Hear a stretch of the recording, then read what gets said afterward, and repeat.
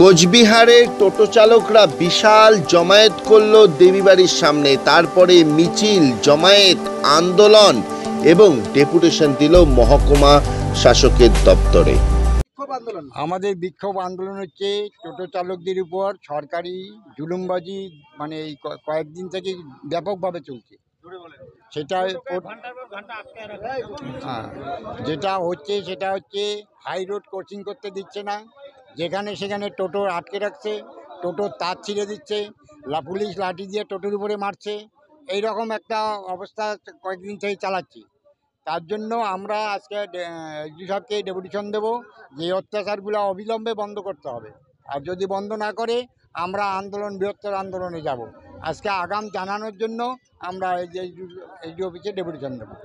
আমাদের দাবি হচ্ছে টোটো চালকরা দীর্ঘদিন থেকে লাইসেন্স নাম্বার প্লেট চাচ্ছে, তাদের লাইসেন্স নাম্বার প্লেট দেওয়া হচ্ছে না, তাদের নাম্বার প্লেট দিচ্ছে না। অপরদিকে টোটো চালকদের যে তারা গাড়ি চালে খাবে, তাদের যে একটা সরকারি নিরাপত্তা, সেই নিরাপত্তাও নাই।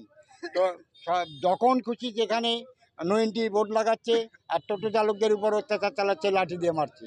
এই সমস্ত দাবি, 6 দফা দাবি নিয়ে আমরা আজকে এসডি সাহেবের কাছে ডেপুটেশন দেবো।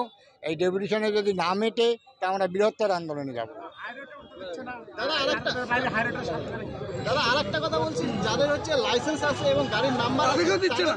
না, তাদেরকেও দিচ্ছে না, কোনো রকম টোটো চালককে দিচ্ছে না।